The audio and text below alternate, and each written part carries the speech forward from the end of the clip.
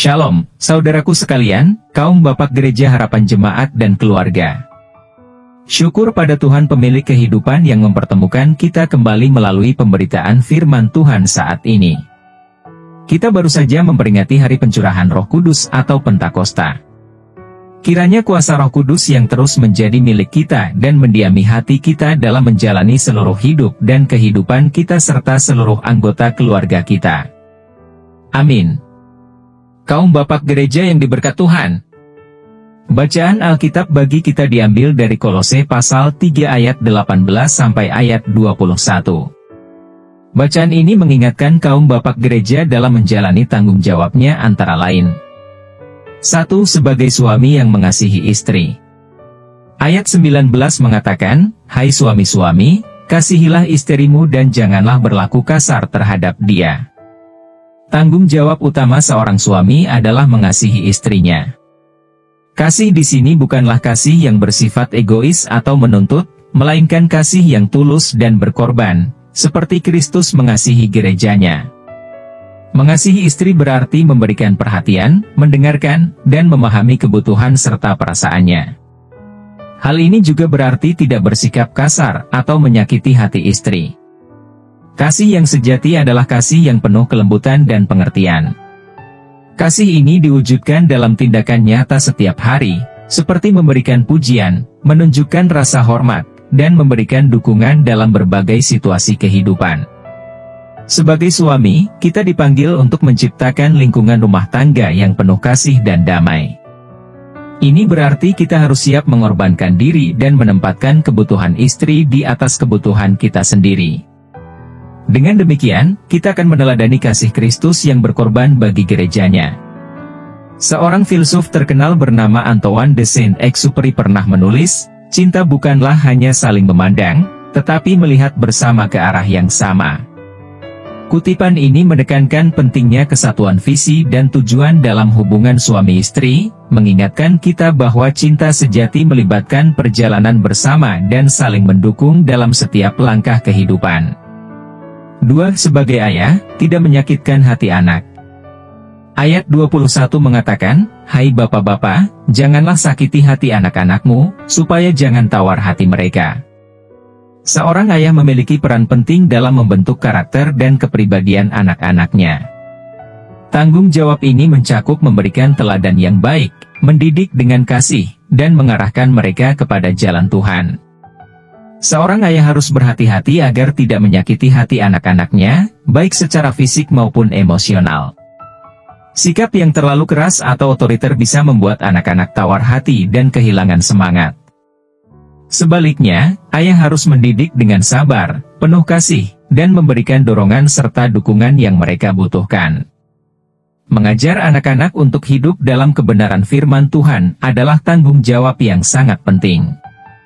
Ini tidak hanya dilakukan melalui kata-kata, tetapi juga melalui contoh nyata dalam kehidupan sehari-hari. Ketika anak-anak melihat ayah mereka hidup dengan integritas, berdoa, dan mengandalkan Tuhan, mereka akan belajar untuk melakukan hal yang sama.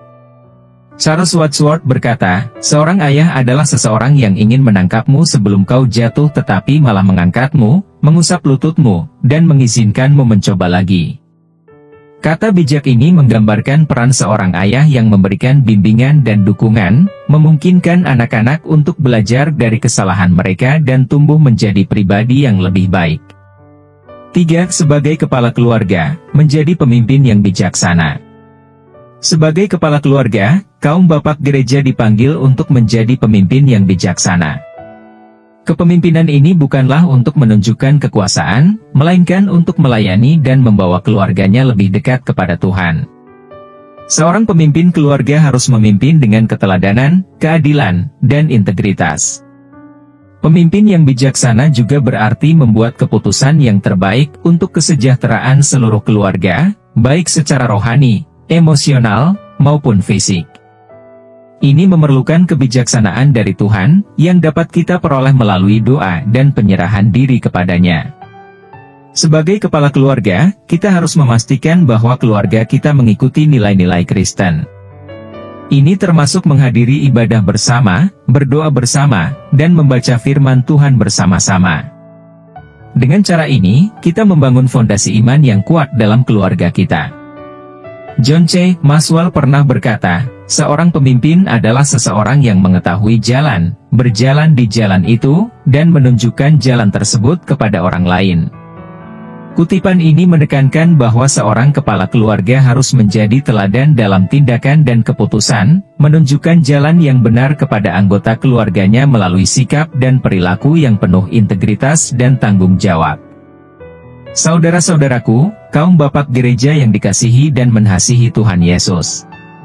Tanggung jawab sebagai suami, ayah, dan kepala keluarga bukanlah tugas yang ringan. Namun, kita tidak perlu menjalankannya dengan kekuatan kita sendiri. Tuhan Yesus telah memberikan teladan yang sempurna bagi kita, dan Dia juga memberikan Roh Kudus untuk memampukan kita.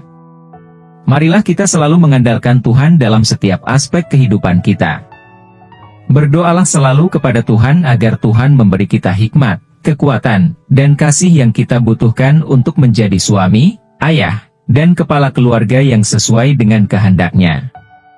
Melalui bacaan Alkitab ini, sebagai kaum bapak gereja kita diajak untuk membuat komitmen di hadapan Tuhan. Marilah kita berkomitmen untuk 1. Mengasihi istri kita dengan kasih yang tulus dan berkorban, seperti Kristus mengasihi gerejanya. 2. Mendidik anak-anak kita dengan sabar dan kasih, menjadi teladan yang baik dalam iman dan hidup yang berintegritas.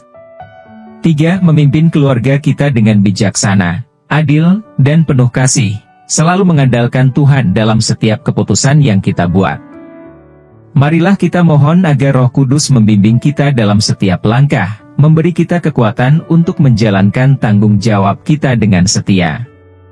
Dengan demikian, keluarga kita akan menjadi cerminan kasih Kristus di dunia ini dan menjadi berkat bagi banyak orang.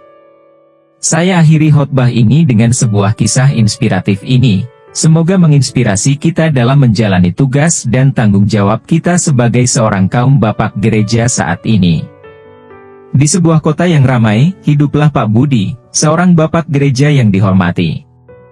Dia dikenal sebagai suami yang penuh kasih, ayah yang bijaksana, dan kepala keluarga yang memimpin dengan teladan yang baik. Setiap pagi, Pak Budi memulai harinya dengan doa dan membaca Alkitab bersama keluarganya. Suara lembutnya ketika memimpin doa menghadirkan ketenangan bagi istrinya, Bu Ani, dan anak-anak mereka, Sari dan Beni. Pak Budi bekerja keras sebagai pegawai kantoran. Meskipun pekerjaannya di kantor melelahkan, dia selalu pulang dengan senyuman, menunjukkan bahwa kebahagiaan keluarganya adalah prioritas utama. Setiap sore, setelah pulang dari kantor, Pak Budi meluangkan waktu untuk bermain dan berbicara dengan anak-anaknya, mendengarkan cerita mereka tentang sekolah dan teman-teman mereka. Suatu hari, Beni pulang dengan wajah murung karena nilai buruk di sekolah. Pak Budi memeluknya dan berkata, "Beni, setiap orang bisa gagal, tapi yang penting adalah kita tidak menyerah." Dia membantu Beni belajar dengan sabar dan kasih. Pak Budi juga sangat mengasihi istrinya. Dia selalu memastikan Bu Ani merasa dihargai dan dicintai. Setiap kali Bu Ani merasa lelah atau sedih, Pak Budi dengan lembut memeluknya dan berkata, "Aku selalu ada untukmu. Bersama kita bisa melewati apapun." Sebagai kepala keluarga, Pak Budi memimpin dengan bijaksana. Dia memastikan keluarga mereka mengikuti nilai-nilai Kristen, menghadiri ibadah, berdoa, dan membaca firman Tuhan bersama-sama. Sari suatu malam bertanya, "Papa, mengapa Papa selalu begitu baik dan sabar?" Pak Budi menjawab, "Karena Tuhan Yesus telah mengasihi kita lebih dahulu. Papa hanya berusaha mengikuti teladannya." Cerita tentang Pak Budi menyebar luas, menjadi inspirasi bagi banyak orang.